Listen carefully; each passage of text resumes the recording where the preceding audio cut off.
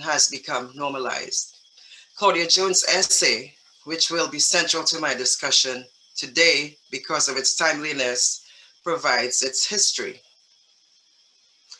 This is what it says in that essay titled International Women's Day and the Struggle for Peace.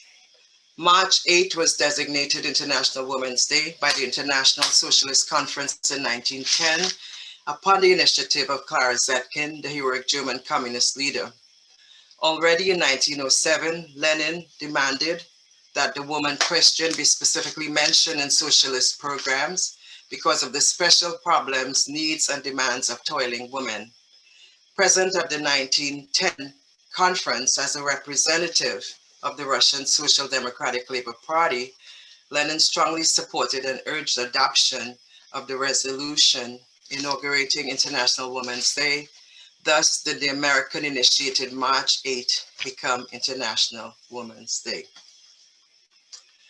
So Claudia Jones became a political prisoner for writing and delivering an International Women's Day address, which in its original form was titled International Women's Day and the Struggle for Peace.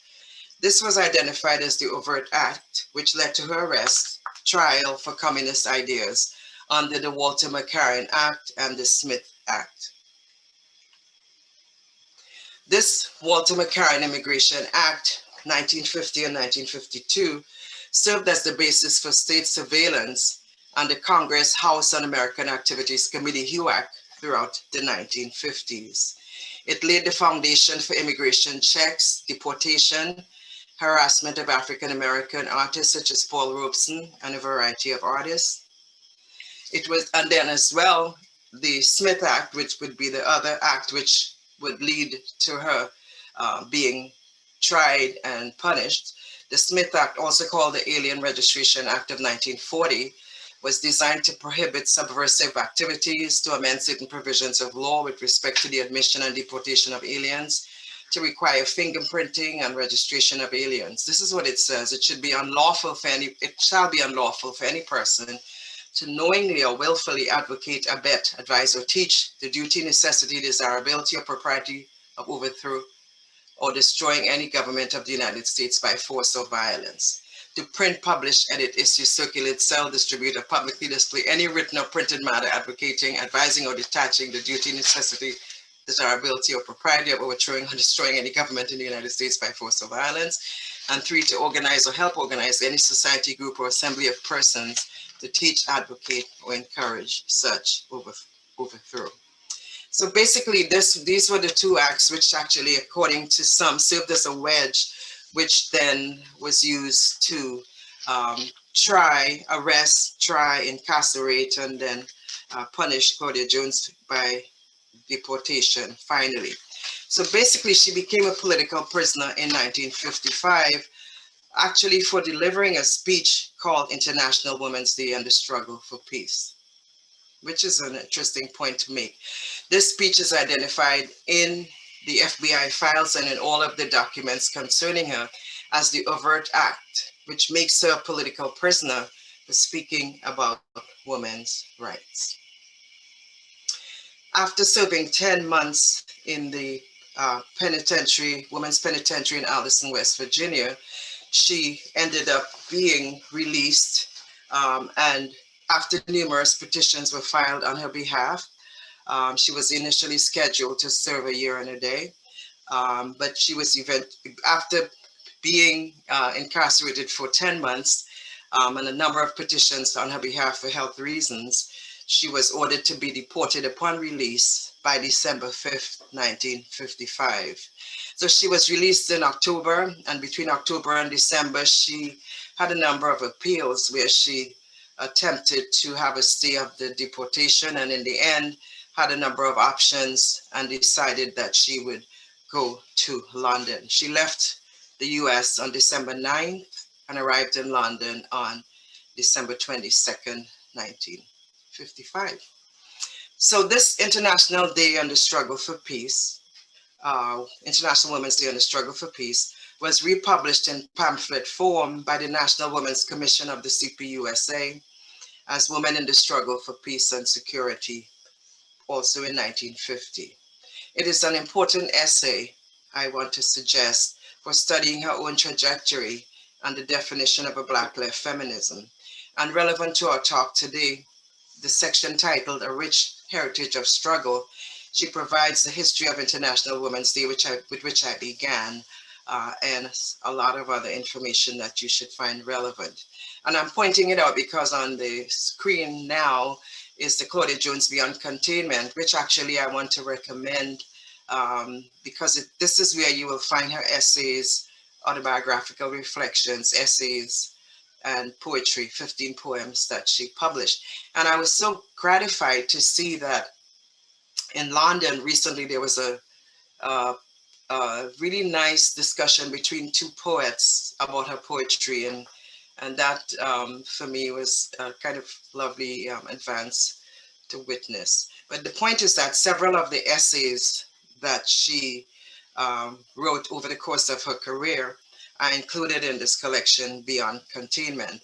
People tend to know mostly the Into the Neglect, right? And Into the Neglect of the Problems of the Negro Woman, which has been popularly anthologized. But from 1947 to 1953, when she was secretary of the CPUSA Women's Commission, she also published a range of other essays on women's rights, but also ran a column titled Half the World, which illustrates her gender-related work as an activist and theoretician for CPUSA. So given the proximity and relevance to International Women's Day, which was yesterday for this presentation, I wanted to focus on this essay, International Women's Day and the Struggle for Peace. To be sure, Claudia never really identified as a feminist, right? Though she would use that language. And this is important because her dear friend, Amy Ashwood Garvey, identified as a feminist very specifically and called herself that and defined herself with that language. But Claudia did not. So basically what we do retrospectively is based on all of the various positions she would take for women's rights, retrospectively identify her within the contours of what can now be defined as a Black left feminism. So in her chronology, she would be secretary of the Women's Commission, CPUSA, in 1948. She was arrested 3 times during the McCarthy period, and finally for that speech that I mentioned for International Women's Day cited above, and convicted under the Smith Act and sentenced to a year and a day in the Women's Penitentiary in Alderson, West Virginia. So to be sure, Claudia never identified as a feminist, though she would use the language of women's rights in different forms. The definition of a Black left feminism then relies on contemporary definitions identified by scholars who have studied this particular framework. For example, Eric McDuffie's work, Sojourning for Freedom, Mary Helen Washington's Left of the Color Line, Cheryl Higashida's book, Black Internationalist Feminism, and so on. All of these provide the kind of language for thinking about the ways in which a series of interlocking oppressions in our current era and in her particular time frame allowed us to see the sort of intergenerational radical tradition that she was part of.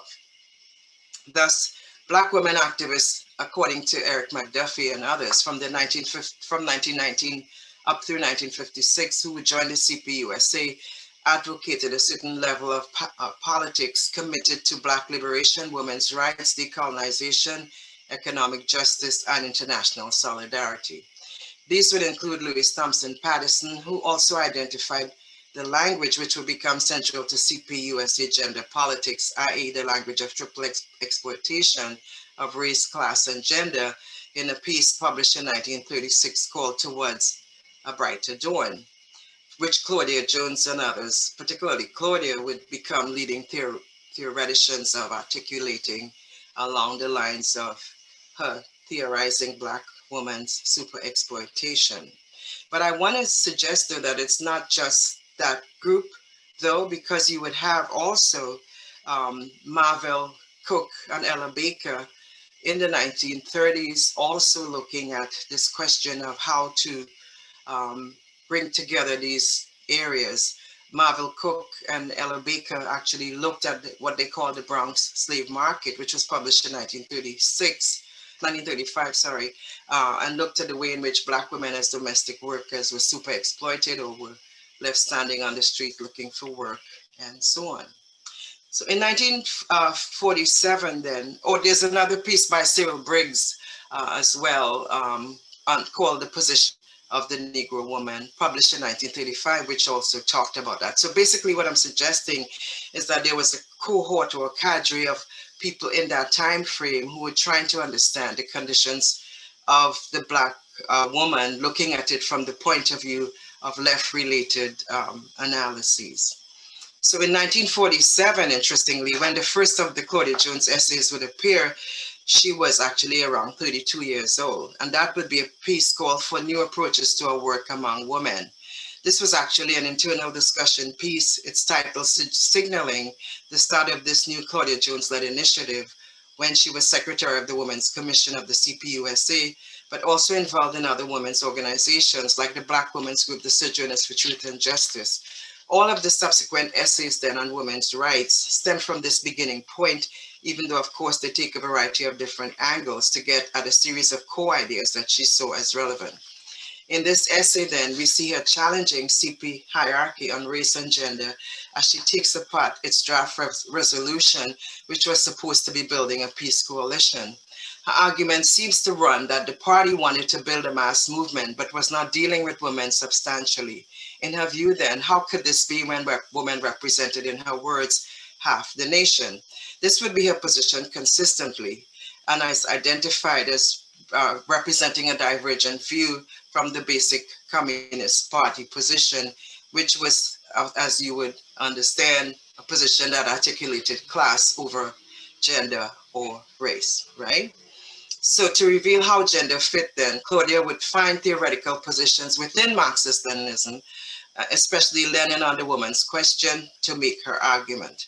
Thus, the first essay then, For New Approaches to Our Work Among Women, set the terms for subsequent discussion and can be read as a concept paper which would lay out a few issues. The move to send women back into the kitchen following the war, the inadequate social services for women, the lack of childcare, and the absence of training programs to help women get new skills. She references the 1947 establishment of the Women's Commission and speaks of the failure to integrate the work of the commission into the party structures because of the absence of a theoretical understanding of the woman question.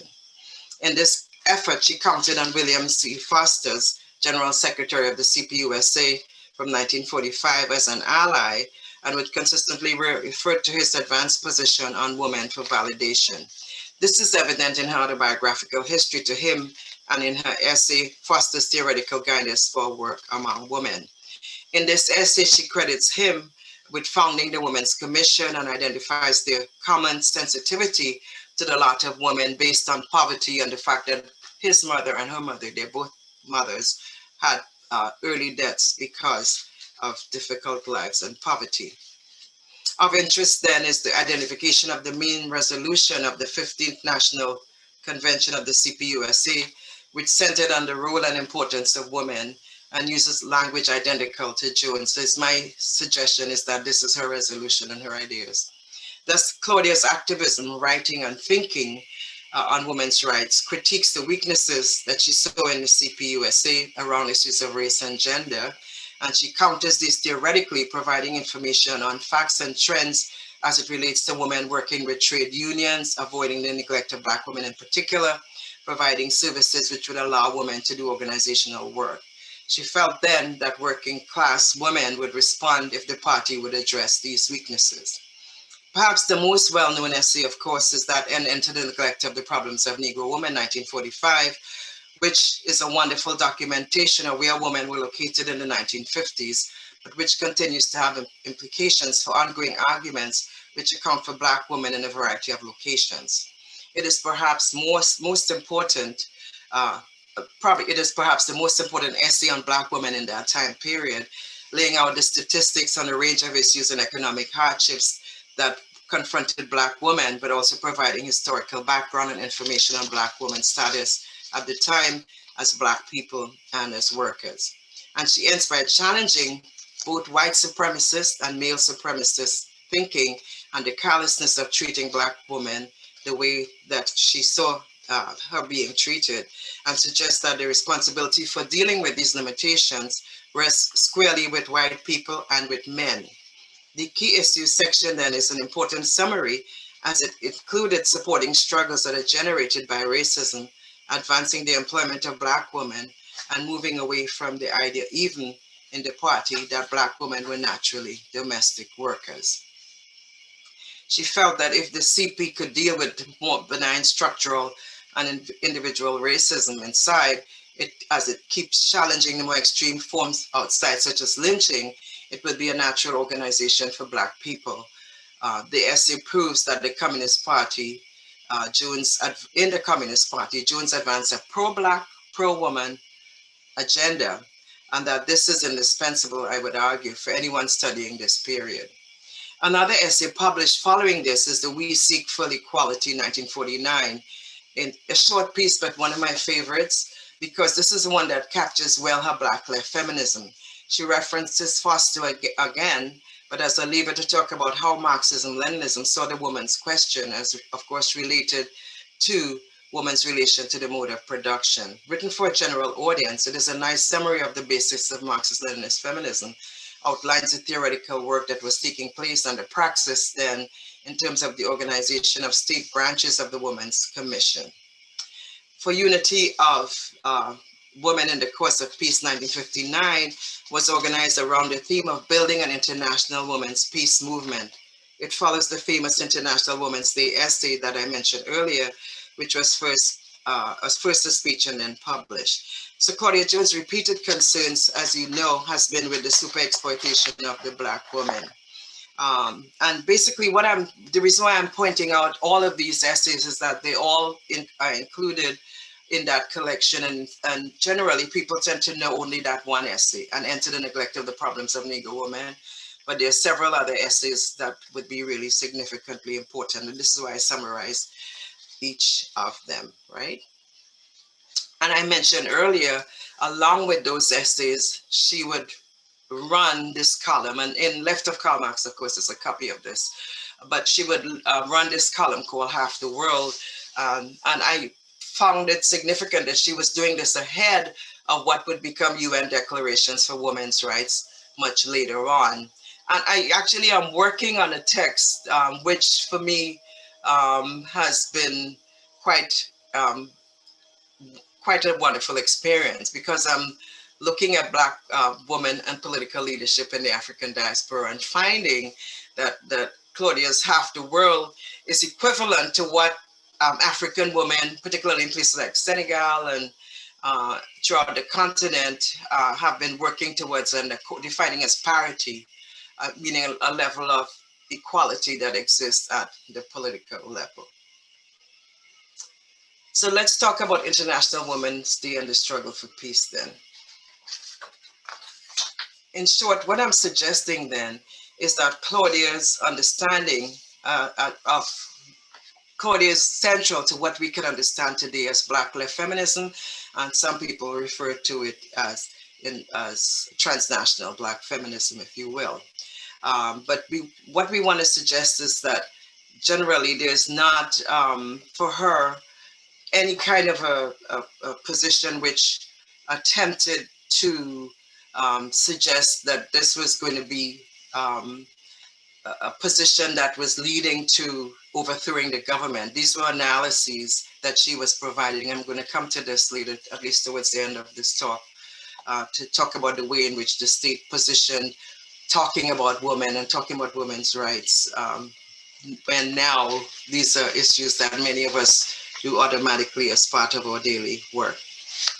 Okay, so International Women's Day and the struggle for peace is divided into 9 sections as follows: the struggle for peace, reactions, ideological and political attacks against women, the economic conditions of women workers, trade unions and women workers, the Equal Rights Amendment, a rich heritage of struggle, women under socialism, Comrade Foster's contribution, and party tasks. So all of these are the sections, and many of them are short. Some of them are like a page and a half, so it's easily readable. You will find that. What I found fascinating was number 5, that she actually spent some time talking about the Equal Rights Amendment, which ended up actually not being finally ratified in the United States, and was, even though it was presented then as a possibility, but she expressed one of the cautions, I think, that identify one of the reasons why it did not pass, along with, of course, the onslaught of conservative women who really worked hard to make sure that didn't happen in the 1970s. But from the point of view of left activists like Claudia, they wanted to make sure that women were fully protected, the rights of women workers were fully protected, and there was not going to be the passage of an amendment which did not really fully represent all of these interests. And I love, when I'm teaching about this, to note relatedly that the United States, and usually people are quite surprised to learn this, the United States is one of 2 or 3 countries in the whole world that has never ratified the CEDAW, the Convention on the Elimination of Discrimination, of all discrimination against women, which would have been a natural outcome of the passage of the ERA. So she does have a section on that. But the essay opens by discussing the struggle for peace as an international women's initiative in the post-World War II context, the development of atomic weaponry, demonstrated, of course, by the US dropping the atomic bombs in Hiroshima and Nagasaki in 1945. Here she identifies the work of the Women's International Democratic Federation. And that's an organization which was a leftist women's organization with chapters all over the world. And it really was interesting to note this, Lewis, because the mother of Fela Ransom Kuti, Familia Ransom Kuti, was a member of WIDF as well.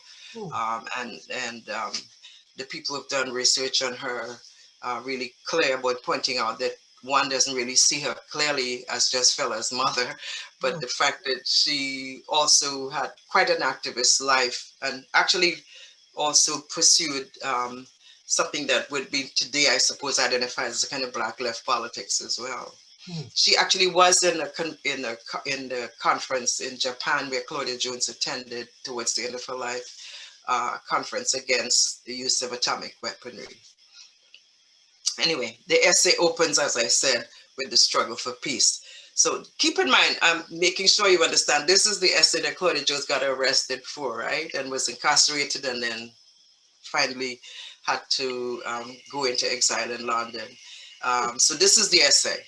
So this is the context I want you to keep in your mind all the time, right? But of course, it's not just this essay. They were pursuing her and trying to find any kind of reason. But my critical point is that this is one of the few essays that you would find a person getting arrested as a political prisoner for writing and presenting a piece on International Women's Day and the struggle for peace. This is an important thing to keep in mind.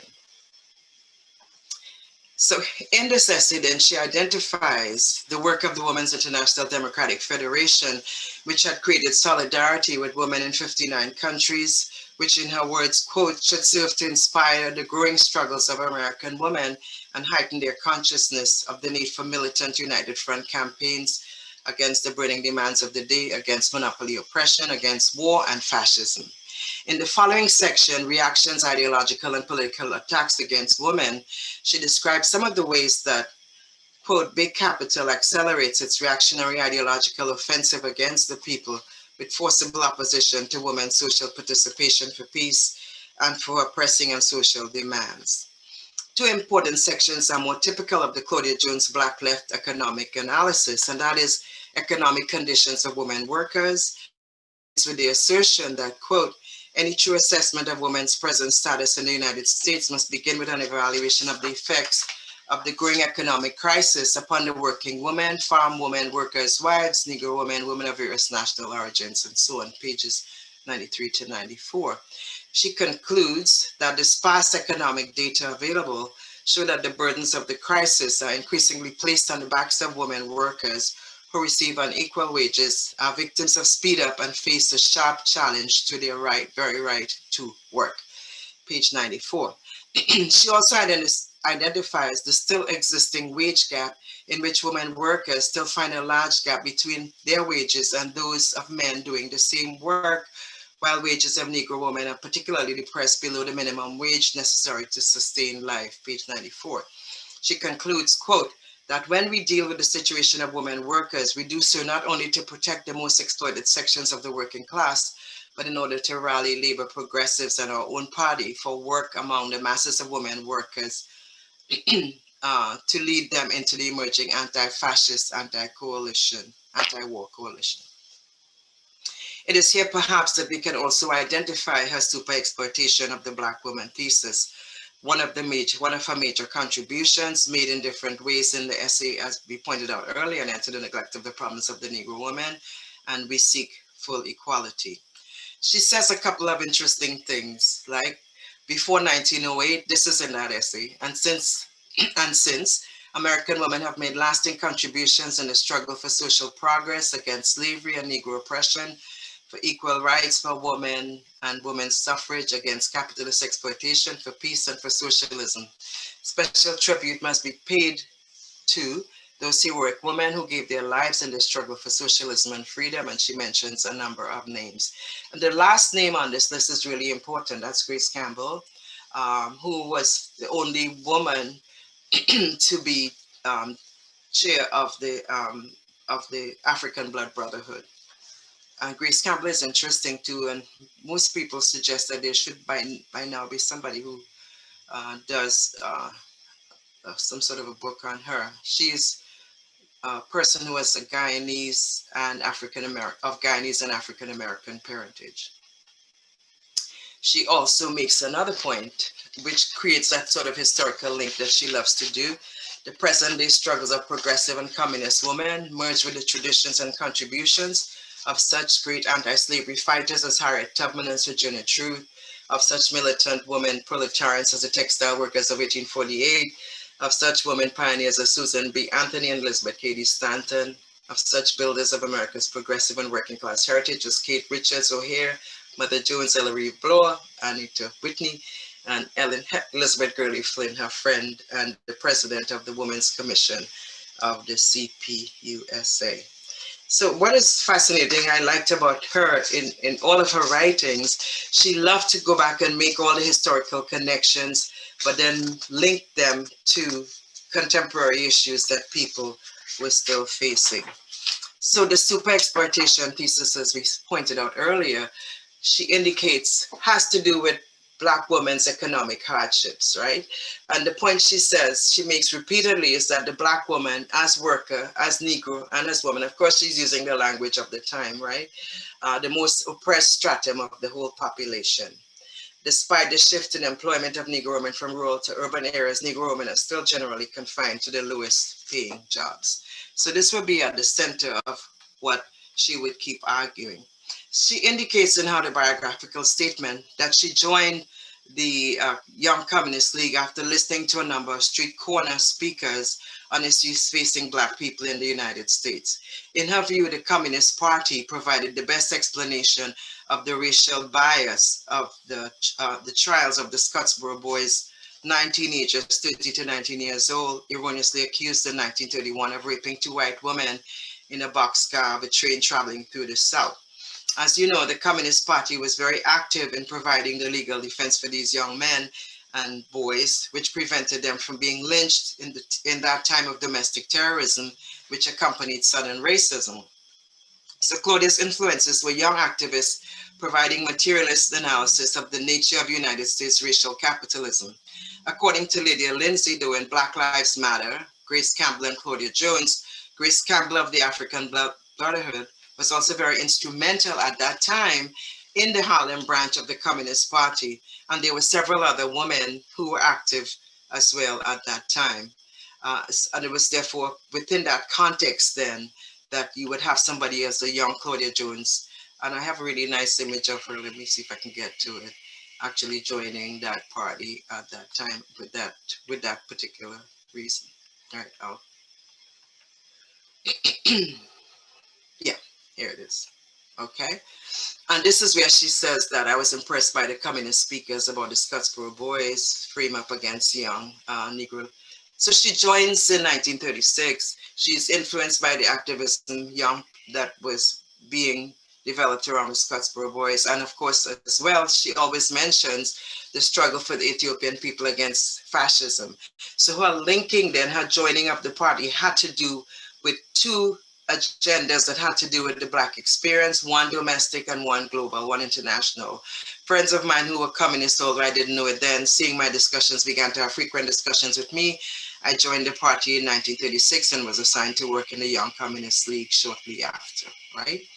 But I always find that is a significant point that we need to always keep in mind, the reasons why she joined the party, because she felt then that this was the place that had the best interpretation for the experiences that she witnessed in her own family and in the larger community. Keep in mind, she is in the United States. She comes at 8 when, and it's 1924, right? In the middle of the Harlem Renaissance. And then the next decade is the Great Depression. And a great deal of difficulties of people moving from the South to the North, Caribbeans moving from the Caribbean to Harlem or to the major cities in the North. And then seeing the urban poverty, Jim Crow racism and all of that, and then these questions that are circulating around. So for her, the party then became that place that would have the ability to organize and therefore to provide the context for doing the kind of thinking and the kind of work that she wanted to do at that time. And this is why the Grace Campbell reference for me is really significant to identify here. The difference is that Claudia Jones did her organizing in the party. Okay, so there were people who would do it outside of or would join and leave, but for her, the party became that place. And significantly though, because there was a cadre of Black activists who were in the Communist Party doing that kind of work. So she belonged then to a group of Black left activists and artists inside and outside of the party, including people like Lorraine Hansberry, with whom she shared an apartment in Harlem at one time. And definitely Ben Davis, the councilman from Harlem, who was also incarcerated in the first group of communists, and groups like the Sojourners for Truth and Justice, who were very well also very active in addressing the racial conditions of Black people and Jim Crow racism at the time. In 1947, though, when she became secretary of the Women's Commission of CPUSA and worked directly with the seasoned activist, women's rights activist Elizabeth Gurley Flynn, who was the president, they ended up becoming lifelong friends, particularly since they, as I pointed out earlier, they were tried together, incarcerated in the same women's penitentiary in Alliston, West Virginia, at the same time as the Puerto Rican independistas, ironically as well, for having communist ideas. The activist work she did then as secretary of the Women's Commission included traveling to 43 states in the United States to recruit new members, organizing rallies to bring women into the organization, but also affirming the right of Black women to be active participants in the organization's activities. So it is here then that the essay on Enter the Neglect of the Problems of Negro Women, 1949, and the We Seek Full Equality, 1949 as well have relevance. In these two essays, she outlines her positions on the particular position of Black women in relation to dominant systems of oppression. Claudia was consistent in her various discussions that the Black woman as worker, as woman, as Black person combined these three identitarian positions through which she was super exploited. In her Claudia Jones words, the super exploitation of the Black woman then is thus revealed not only in that she receives as a woman less than equal pay for equal work with men, but in that the majority of Negro women get less than half the pay of white women. And I always love to go back and look at what the recent stats are, because we can look, when we look at the stats, we realize that not much has really changed, right? In terms of annual wages, if you follow the line all the way out, this is 2015 and they will do another one for 2020, which probably should be almost available now. Black women were still making 63.3% of every dollar that white men make, right? White women, 75 cents of the dollar, Latinas, 54. And Asian women, I was talking about this recently and people, and I was always wondering, why would the Asian women be that high? And according to some interpretations, and I'm sure you would have others, the logic is that it's not disaggregated. So particularly linked would be medical doctors and a range of other groups under this broad category Asian, which doesn't really capture the working poor in Asian American communities. So that we can talk about later. But I'm looking at where Black women are located. Still 63.3% of the dollar, right? So this is a super exploitation of the Black woman thesis that she advances. So Claudia Jones' super exploitation of the Black woman argues that the super exploitation of the Black woman is embedded in the social location which combine her race, class, and gender with negativity and so exploitability. Jones therefore took classic Marxist theory of super exploitation and extended it to the Black woman's condition, articulating how this works in the person of the Black woman, located as she was in society, or is, we can say, among the most exploited and the most underpaid of workers. So Claudia lived at those intersections then.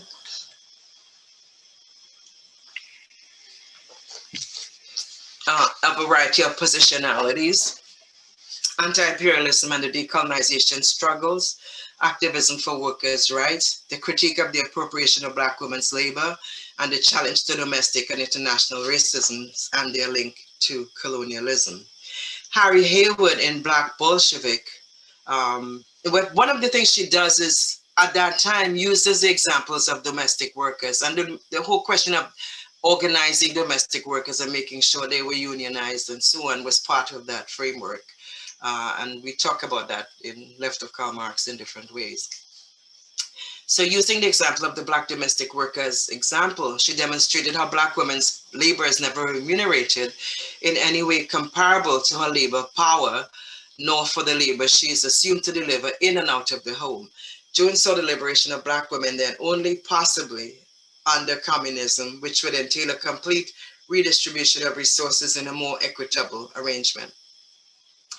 Harry Haywood, in his book Black Bolshevik, Autobiography of an African American Communist, 1978, identifies Claudia Jones then as the person who, through a discussion article in 1945, refined and insisted on race being central to CPUSA formulations. But it is clear she additionally further theorized the way that race, class, and gender then combined in the presence of the Black woman, and framed this as not only society's neglect, but the party's as well. In her view, the full emancipation of women would mean the advancement of everyone else. In my view then, communism provided for her the theoretical explanation for the treatment of oppressed Black and working class men and women, not reducible only to class. Significantly, Claudia Jones spent 6 months in the National Training School of the CPUSA, where she studied the basic literature of Marxism-Leninism and will be part of the organizing of the National Council of the Young Communist League, which held conferences at Versailles in 1936.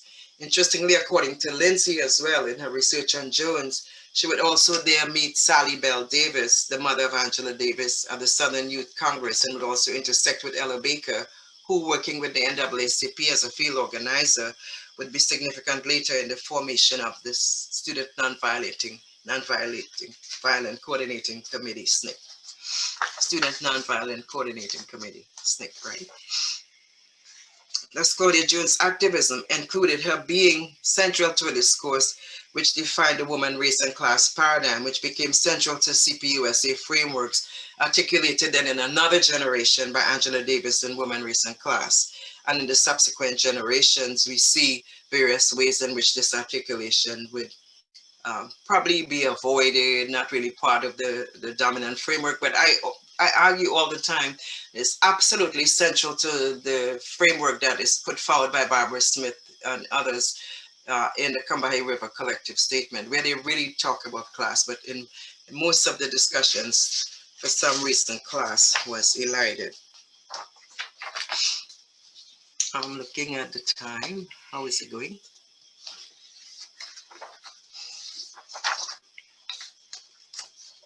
Okay.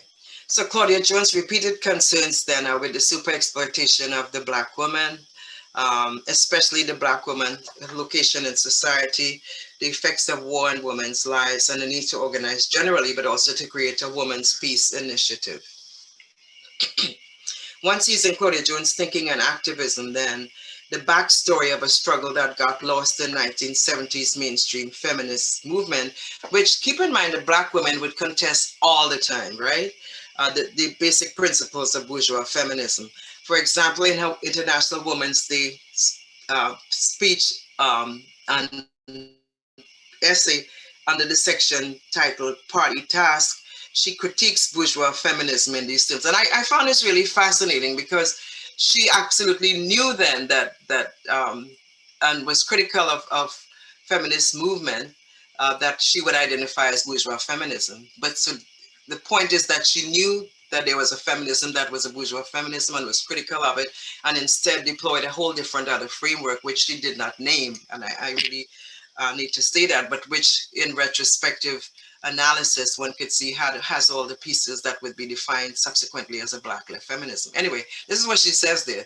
The manifestation of bourgeois feminism in the progressive women's movement and also in our party is a direct result of the prevalence of male superiority ideas and shows the need for our women comrades to study the Marxist-Leninist teachings on the woman question. According to bourgeois feminism, women's oppression stems not from capitalist system, but from men. Marxist-Leninism, just as it rejects and combats the petty bourgeois equalitarianism fostered by social democracy. So it has nothing in common with the bourgeois idiocy of the battle of the sexes or the irrational Freudian approach to the woman question. I like that. All communist women must, as Lenin said, themselves become part of the mass movement, taking the responsibility for the liberation of women. And she constantly goes back to that. She's really on this thing about male supremacy within the party. And her point is that if they're going to be communists, then they have to really pursue the question of women's rights with as much vigor as the rights as well of Black people in general and the rights of workers as well. So that's the key point that she makes all the time. She also talks about the manifestations of white chauvinism and male supremacy. She says, one, the acceptance of white rule and class standards of desirability for women, such as light skin, failure to extend courtesy to Negro women and to integrate Negro women into political organizational leadership is significant. Theories of male superiority as regards the Negro woman linked to psychological inferiority of women as applied to Black women's stereotypes as well. And that Black women, I love this one, have a special responsibility to challenge these attitudes of male superiority as these pertain to Black women. So she's critical of the manifestation of bourgeois feminism, but as well of Black men who are now taking those positions to advance these questions of Black women, right? So let's go then to a conclusion. I'm conscious then of the time. Okay. So in An End to the Neglect of the Problems of, yeah, we did this already, of Negro women, she talks about how this neglect has too long permeated the ranks of the labor movement, of left progressives, and of the Communist Party. She also talks about the fact that Black women have historically been the ones who have managed the homes, kept things together, defended the Black family against Jim Crow existence, which wanted to wipe us out. And then the point again that once Negro women or Black women undertake action, the militancy of the whole Negro people and the anti-imperialist coalition will be greatly enhanced. And this is a critical point that she's making because you can see it really happening in the current time frame with, for example, the work of the Black Lives Matter founders, that they, as Black women, took action, and then you can see the entire movement of the society also goes forward, right? And this is another point from that essay. In talking then about the super exploitation of the Black woman as a domestic worker, the questions of the trade unions' failure to fight for domestic workers, the fact that domestic workers had already consistently expanding chores, the virtual slave markets as well, and that relatedly, and this is really key to that super exploitation question, that once they go home, once those women go home in their own households, they have to begin to work anew to keep their families together. So that her point is that Black women are, super exploited. Our labor is multiply extracted at many different levels, and there's no equality then in terms of what we receive in terms of remuneration when compared to the amount of labor that we deliver. And you can see this in organizations, in churches, in schools, in universities, in many different locations. So let's go to conclusion then.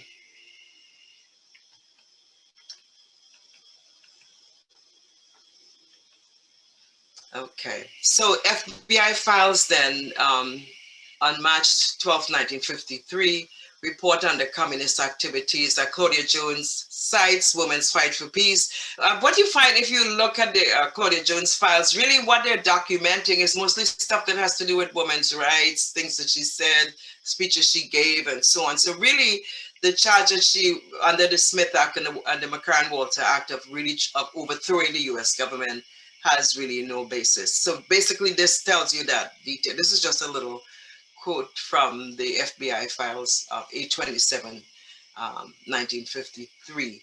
The subject called on leaders of the labor progressive movement to, quote, grasp the significance of the tremendous peace ferment among American women. The article further stated that Ms. Jones spoke at the International Women's Day Forum. So these are all documentations of what and she said she did those things. So anyway, chronology. She serves 10 months of a sentence because of ill health in 1955.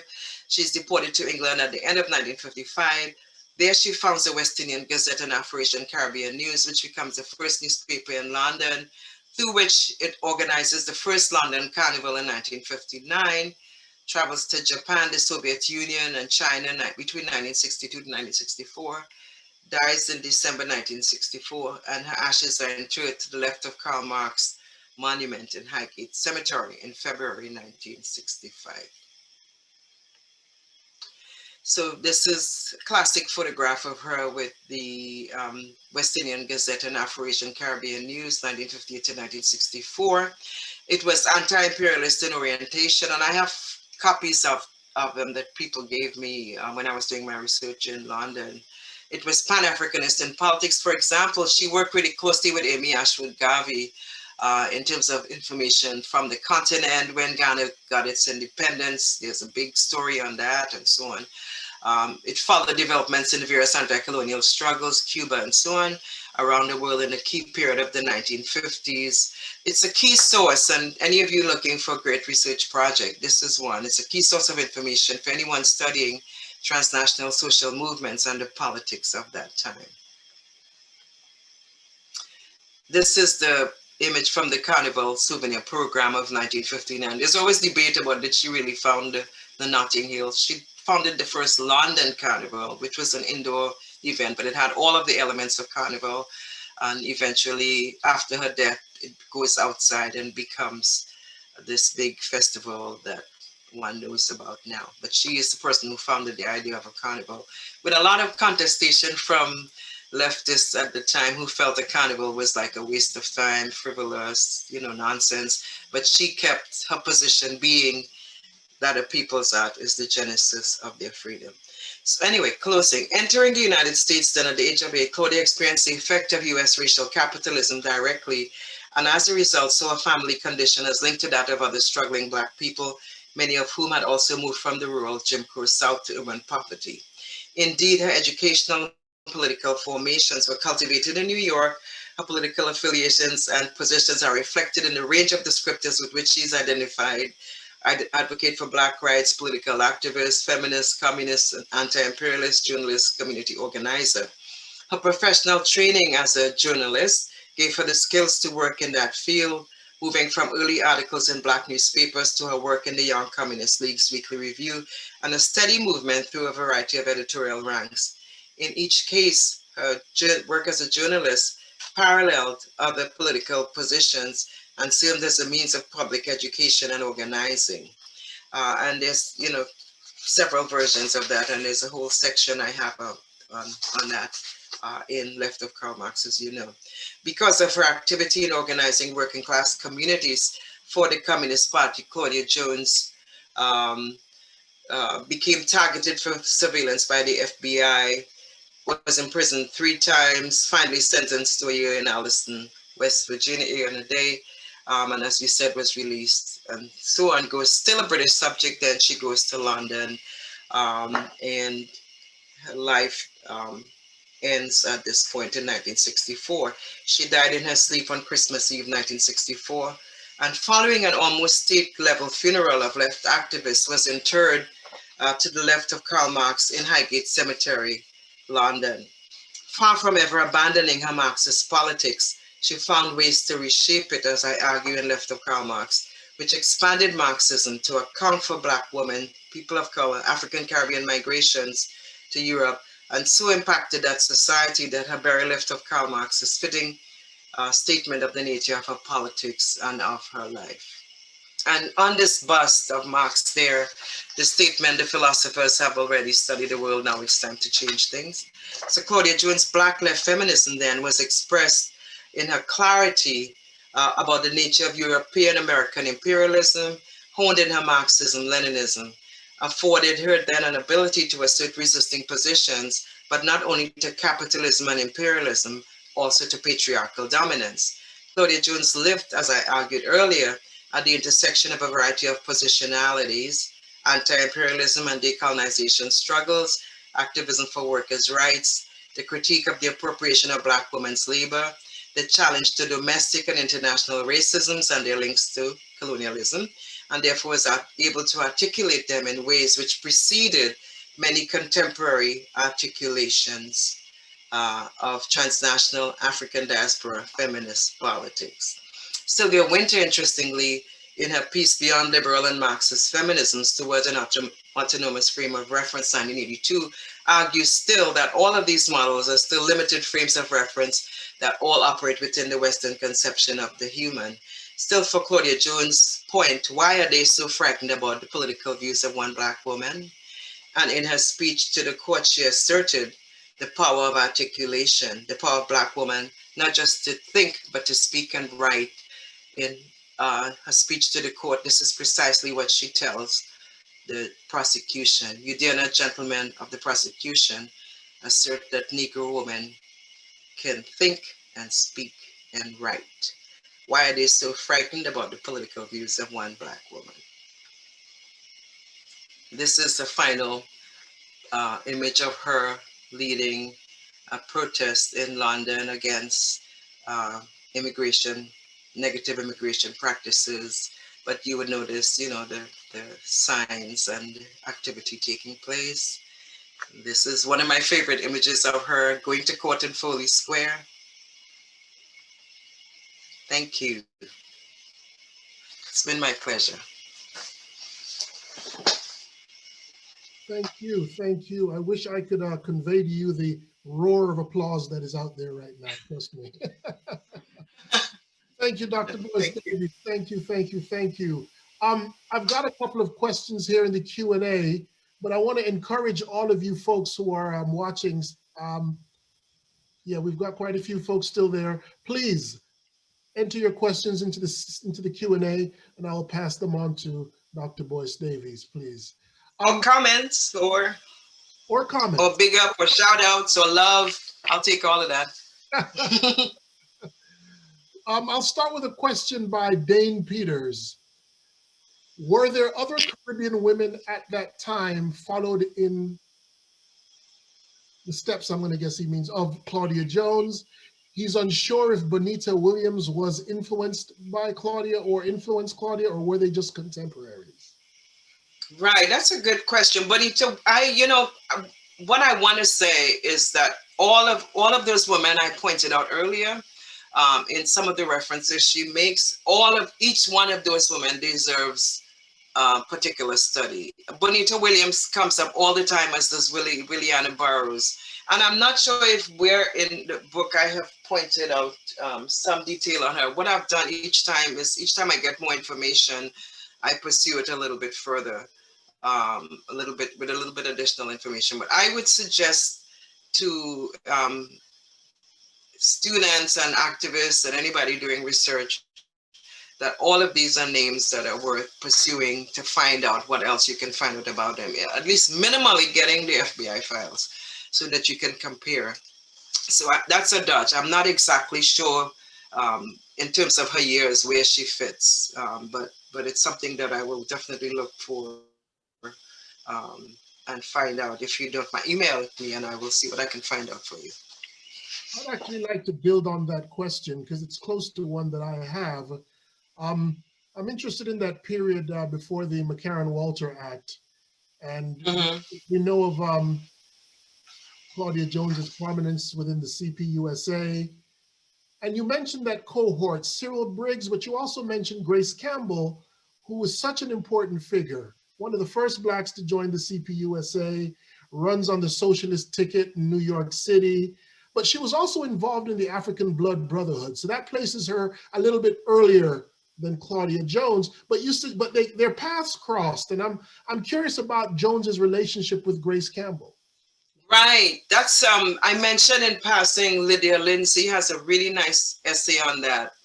She has an essay on the two of them. I cite it in the paper, but I didn't give the full reference. But Lydia Lindsay, who is a historian and teaches at North Carolina Central University, has done research on that. And she says that Grace Campbell was one of those people. Remember when Claudia says that she, listened to speakers in Harlem talk about the Communist Party. One of them would be Grace Campbell as well. Okay. So I'm looking at my paper, but I don't have the reference right here. But Lydia Lindsay's paper would be one for sure that I would recommend on that, because it's one of the first papers that goes in depth into Grace Campbell. I think Minka Makalani at University of Texas, Austin, told me that he also wanted to do some work on Grace Campbell. Okay, like I was saying, it's a bit scandalous that there's no book on Grace Campbell at this point. Exactly, definitely should be by now. Okay. All of them. The whole point, Louis, is that the question of Black left work kind of stayed outside of the frames of analysis. Yeah. So I'm really pleased to see a whole library of material developing with each new generation that comes forward, and also people going back now and looking at some of those other figures. So in other words, the library of Black left scholarship continues to increase each time. So I'm pleased that in a way Claudia Jones ends up, and also, Louise Thompson Patterson, there's a book on her as well. There are several of them, but the major ones, one would find books, but there are several other figures who are not really fully explored. Another question by Sanjeev Gupta. Hello, Sanjeev. The question is, how do you think Jones would react to or participate in today's debates on the left about identity politics, class reductionism, etc.? Wow, all those hypothetical questions are always so speculative. So you really don't know how the person would move.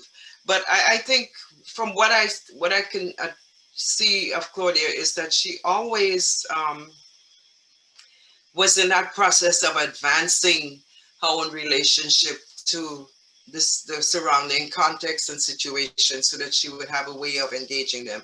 The good example of that is beginning the newspaper first as it's called the West Indian Gazette, but through debates with Manchanda, her partner, and several other contexts, she adds the West Indian Gazette and Afro-Asian Caribbean news, so that you have her then sort of challenging herself to move beyond framing this newspaper or this social relationship that she has constructed only in terms of the definition, the flawed definition of West Indian anyway, and instead looking at how does one really think of a much broader frame based on the variety of people who are immigrants who are coming in there and so on. So I think that is really one of the things I would say is that she was always pushing and moving forward with all of those relationships. And I see a really nice comment about that somebody, Saida Grandi, is talking about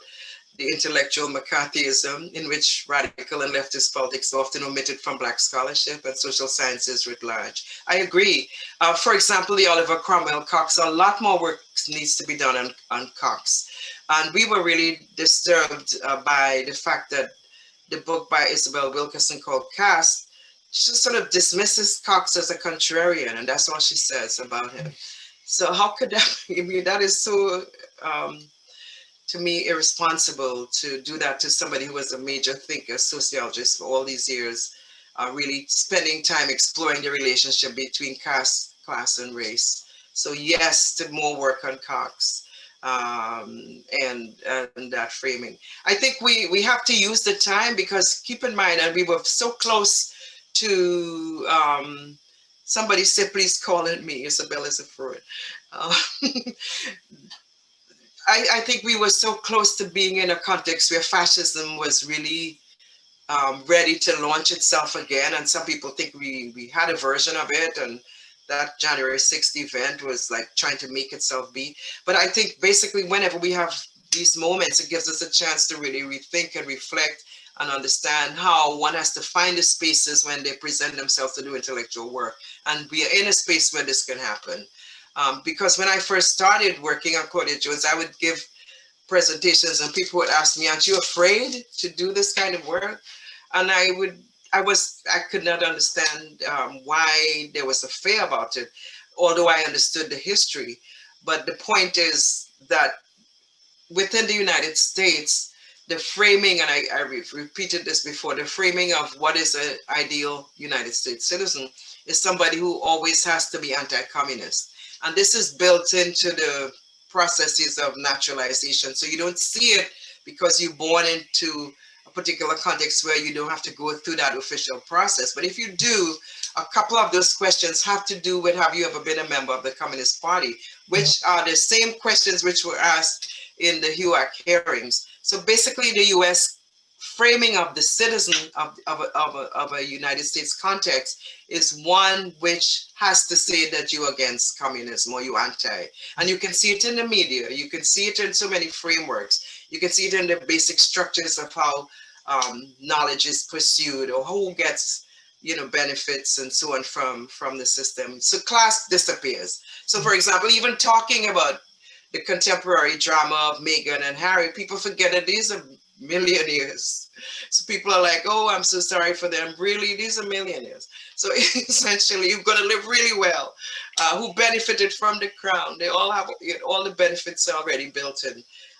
So class disappears in the framework, and we get often used to just working with the racial framing. And I think that has to really change. We have to look at how all these things multiply articulated, which is precisely what Claudia Jones was asking us to do in the ways in which she deliberately brought together the class and gender and race framing.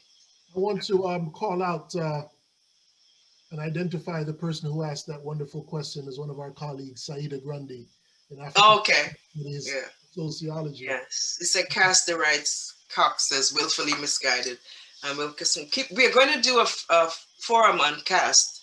So look for Saida, look for the advertisements. I believe it's going to be the end of April. A group of scholars, including Miriam Moise, who I see on the chat. Why do Guyana and Trinidad produce so many legendary Marxists? Oh my God! But not, not just Marxists, but Pan-Africanists too. Of all sorts. Sylvester Williams, the person who did the first Pan-African conference, was a Trinidadian lawyer, barrister. It's a good question, and I'll tell you what people who have asked this question have told me, that although we tend to see these locations as independent and separate, some of them were really hubs. So in the Eastern Caribbean locational area, Trinidad actually was a kind of intellectual hub.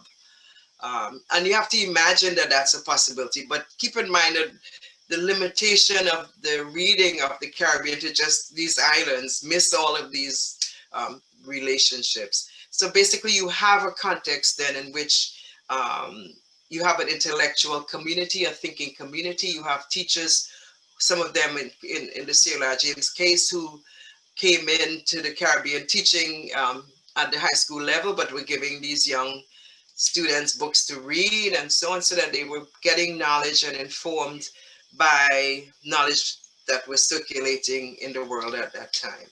So keep in mind that Trinidad, small, sitting right on the edge of Venezuela, but was still occasionally a place where you would have a lot of cross currents, people migrating from Barbados, from different locations and so on, so that you have that sort of intellectual hub. You also have another version of that taking place in Haiti, and you also have a version of that taking place in Jamaica as well. So you have these intersectional relationships that are also relevantly there. I'm thinking about this joke from the early part of the 20th century that they would say, what's the definition of a black radical? And the answer was always an unemployed West Indian. That's yeah, you know, somebody brought that to my attention. This was the Winston, Harold Cruz point that Caribbeans are always creating confusion when they go abroad and so on. But somebody said they also do it at home, so it's not just another while question, they're. Yeah. But keep in mind, it was also a very heavy labor organizing movement in the Caribbean. Also, the working man's organization with people like Elmer Francois. So there were a lot of cross currents with people going back and forth. Somebody said, shout out to Venezuela. We love the overlap of the Caribbean islands. that's Venezuela. from Gladys Vargas. There's a question. I believe you mentioned that Jones was a journalist as well. Could you speak a little bit more about that part of her life and legacy? Oh, it's really, what I love is that if you, in Left of Karl Marx, if you look at the section on journalism, in her passport, it says typist. And there are two lines drawn through that identification, and instead journalist is written, and it's her signature because it's her writing, because you can see it in her signature that followed later on. So there are two lines drawn and it says journalist. So basically, two things are going on there, not so that again, the woman who is a journalist is sort of reduced to being a typist, right? When her whole life has been spent as a journalist. But the key point is that at that time of Claudia's existence and before that, the question of journalism would be really central to the communication of knowledge and the sharing of information to communities and so on. So basically, she gets those skills, and they are usable skills. Everybody had a newspaper, whether it's Gavi, whether it's, you know, whoever. That was part of the way, in the contemporary way, it would be sending things out on blogs and so on. But back then, the newspaper had that kind of function. So Claudia was politically astute and used her skills, particularly when she gets to London, to develop a whole newspaper and to find ways to reach her community. And in fact, the first edition of the West Indian Gazette deals with this right away. Why a newspaper, right? She said there are 80,000 reasons why. She's talking about the population of Caribbeans who were there, who needed resources. It was an institution. It circulated knowledge about what was going on. Where one could shop, where one could buy things. So it accompanied that developing Caribbean community in London at the time as well. Well, a question that brings us to think through intersectionality as it operates today and in the mind of Claudia Jones. From Emma French asks, you mentioned that Jones didn't use the term feminist to describe herself. Was this just because of its association with bourgeois feminism, or were there more reasons she rejected that label? You know, that's a great question. Thank you so much for that question. I would say both. I would say both, because she knows, right? And in fact, recently I went back to look through all those essays to see if there's any place at all, in fact, working on this presentation, to see if there's any place at all where she would identify. And the only places I saw it is where she used bourgeois feminism. So she obviously was very critical of that tendency, as she said, inside the party and outside of it. So that's, I think for sure we can say that, right? But relatedly, keep in mind that there are a number of Black women in that time frame who felt that feminism, as it was presented, and you would see this really coming to a heightened point in the 1970s and 80s when you have the development of Black feminisms, that women in that period felt that white women often were looking at questions of gender, but were not able to make the links with questions of race, and therefore did not feel comfortable identifying with that position as in a singular way that it was asking us to identify. So that would always be a contestatory position as you know, for Black women. But I moved beyond that, and I tended to work more with the way that bell hooks articulated it. Instead of looking at the identity of whether a person is a feminist, look instead at the positions they activated for women's rights and for the ways in which one wanted a societal transformation. And therefore, within that framework, you could see if she advocated feminist positions, and she did. This is what I laid out completely consistently.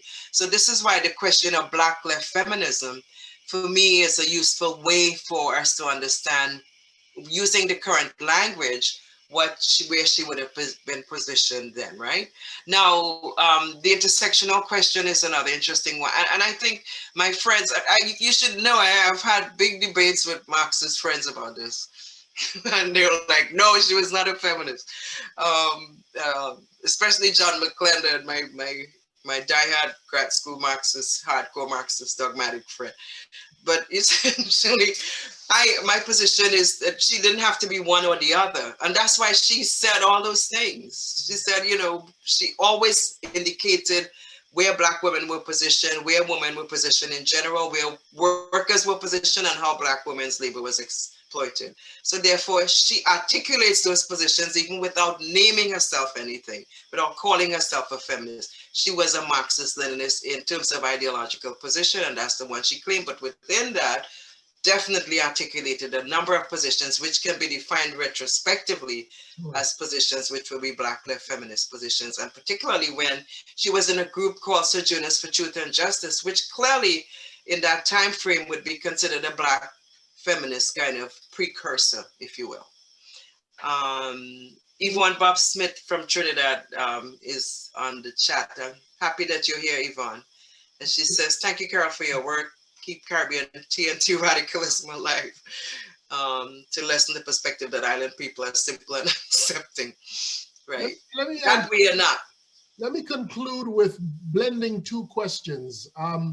Dane Peters asks, and I'll add another question to that. Dane asks, was Claudia in conversation with the famous London-based students of West African Student Association? But let me add to that. I've always wanted to know, we know that a lot of the left in London were dismissive of that carnival that she organized, right? And I'm interested in knowing, were there other leftist sentiments around that supported her in the carnival? So by bringing those two questions together, we're talking about the London years, right? In and around. Right. Right. And I left out a little piece of the last question about intersectionality. My point is, I think intersectionality got too commodified and too flattened. And I think in many ways one would have to, if one were to use that framing, it would have to be like a critical intersectionality, one which found a way to not just talk about these things in such flattened ways. In other words, what I think what Claudia was looking at was more like the simultaneity of these practices and not so much the way that they intersected or touched. So the Combahee River Collective, for example, use interlocking oppressions, that these oppressions or the questions of systems of oppression that African women love to use as well is another way of thinking of it. So that it's not necessarily the sort of commodified intersectional approaches, even though there's a way in which one could make it happen.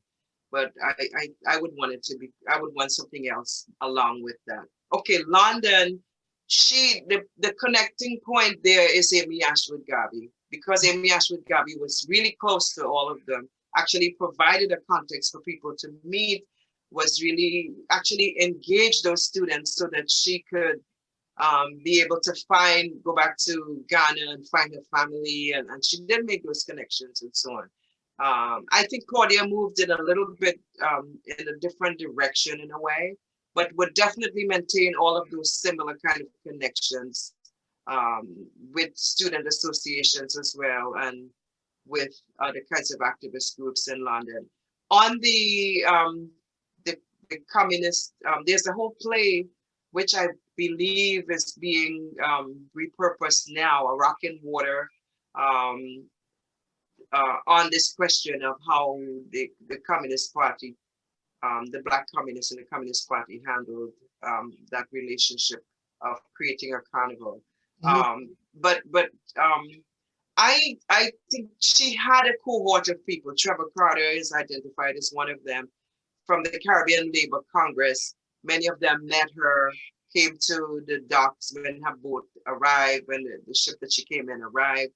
The problem she had was more with the CPGB, which was still operating with at that time with a, even though they were in the party, but was still very much operating with a very racist kind of framework in terms of how they engaged her as not seeing her importance and were very dismissive of who she was and so on. So that was the part that probably would be more significant. I think the struggle with the cohort of people who did not want the carnival was one of those political engaged struggles, and she won basically. So they were like saying, well, why do you want to do a carnival? And she had all the arguments for it and actually made it happen. So from all accounts, she was the kind of person who was always an underground working activist. She worked directly with community. When people needed help, they went to her. She became, according to people I interviewed, a kind of godmother of the community and helped people find housing, jobs, and all kinds of things. So she was very much engaged with their community in a very deliberate way. So I think even if there was some resistance from colleagues who felt that having a carnival was not progressive, the larger community that she worked with, the grassroots community and the larger body of people that she engaged would have been supportive and would allow her to go forward. And clearly, I don't know there's any Caribbean who, if you said let's have a carnival, will say no to that. Yeah. They'll be like, yeah, when? So when is the party? Yeah. Okay, on that note, we could talk forever, and you certainly have enough information to keep sharing. But I want to thank you for joining us and presenting this rich material for us. So many intersections, so many possibilities. And I'm really excited because it seems like you're kind of just started. There's so much more for you to discover with this material. So, you know, on behalf of everyone who's in the audience, and we have quite a few people still, Dr. Boyce Davies, thank you so, so much for this. We're really grateful. And we thank you for your time and your energy. Thank you. All right. So Deirdre, we're going to log off now. Thank you everybody in the house for being there. Very, very grateful. Thank you all for being here too. And your wonderful questions. All right, bye everyone. Bye, bye, Louis. Nice to meet you too. We'll be in touch. Okay.